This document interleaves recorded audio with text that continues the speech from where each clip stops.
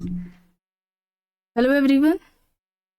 आज की इस क्लास में समाजीकरण से संबंधित महत्वपूर्ण तथ्यों को जानने वाले हैं। ये समाजशास्त्र से संबंधित सभी परीक्षाओं के लिए महत्वपूर्ण रहने वाली है क्लास। अगर आप नेट, जेआरएफ, पीजीटी, जीआईसी या फिर असिस्टेंट प्रोफेसर एग्जाम की तैयारी कर रहे हैं सोशियोलॉजी से, तो इस चैनल के साथ जुड़कर आप यहाँ से अपने स्टडी को कंप्लीट कर सकते हैं। प्लेलिस्ट में उन सभी वीडियोस के फोल्डर्स मिल जाएंगे, आप वहाँ से उन वीडियोस को देख सकते हैं। चलिए शुरू करते हैं।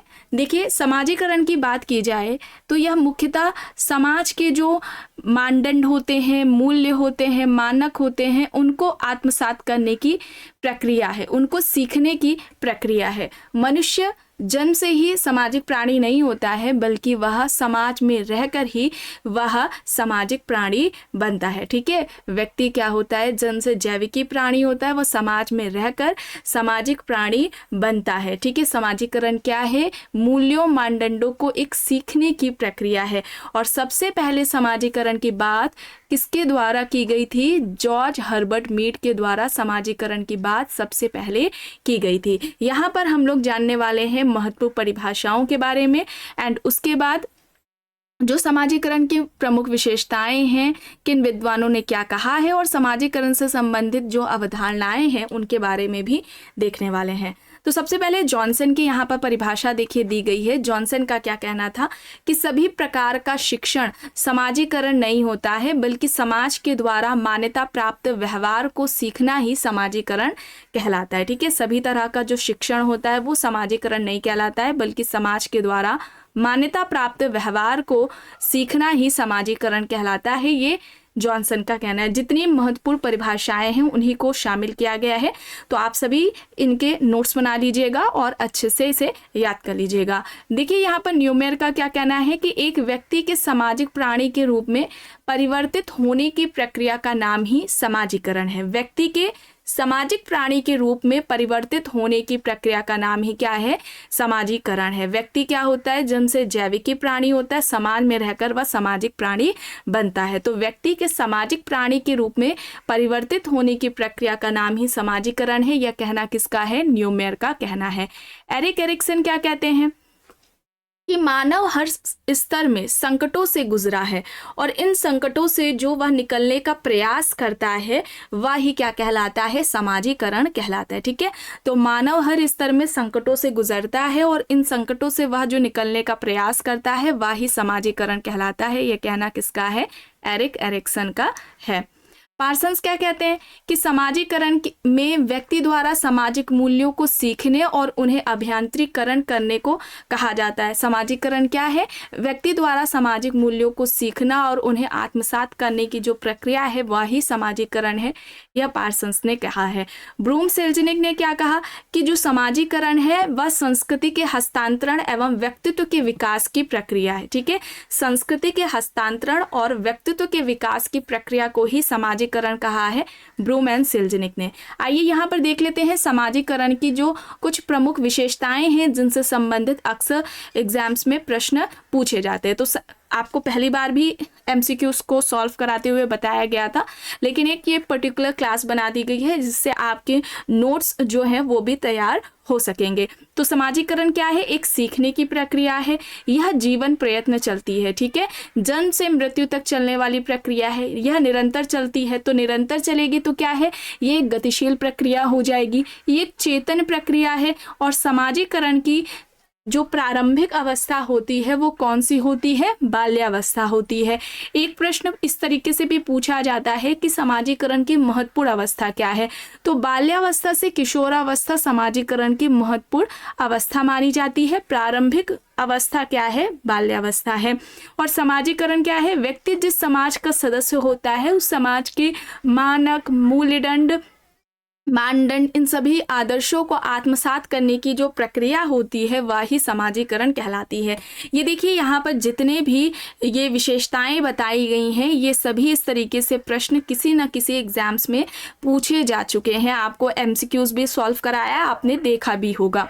चलिए आगे चलते हैं। यहाँ पर देखिए, एक इम्पॉर्टेंट फैक्ट है कि ब्रूम एंड सेल्जनिक ने समाजीकरण की प्रक्रिया में 3 महत्वपूर्ण तत्वों को शामिल किया है। कितने?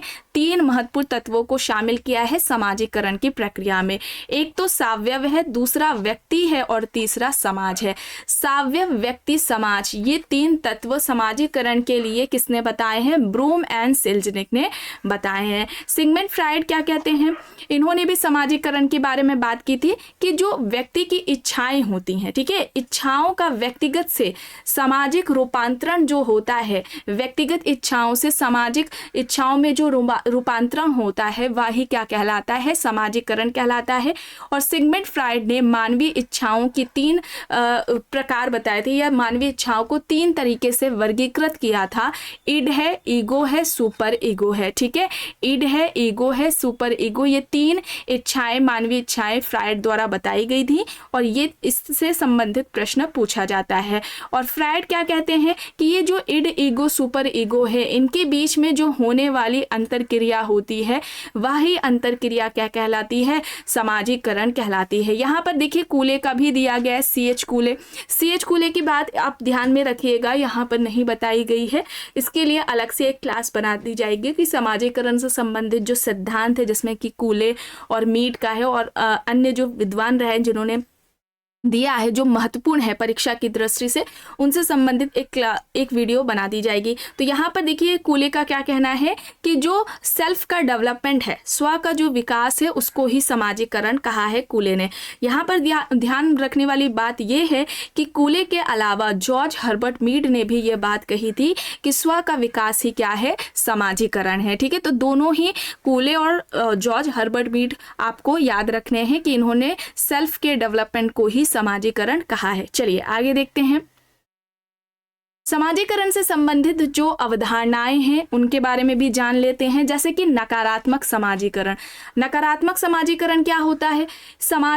जो समाज विरोधी व्यवहार होते हैं, मूल्य होते हैं, उनको सीखने की प्रक्रिया ही नकारात्मक समाजीकरण कहलाती है, ठीक है। समाज के द्वारा मान्यता प्राप्त व्यवहारों को जो आत्मसात किया जाता है, तो जो ये वाली प्रक्रिया है वो समाजीकरण कहलाती है। ठीक इसके विपरीत जो समाज विरोधी व्यवहार हैं, उनके जो मूल्य हैं, उन समाज विरोधी मूल्य व्यवहारों को जो सीखने की प्रक्रिया है वो नकारात्मक समाजीकरण कहलाती है। विसमाजीकरण की बात की जाए तो विसमाजीकरण वह प्रक्रिया है जिसके द्वारा समाज विरोधी, विपथगामी, सीखे हुए व्यवहार वाले जो लोग होते हैं, ये समाज विरोधी व्यवहारों को भुलाने का इनके द्वारा क्या किया जाता है? प्रयास किया जाता है। दूसरे शब्दों में इसको अगर हम देखें तो जो नकारात्मक समाजीकरण है उसको भुलाने की प्रक्रिया ही क्या कहलाती है?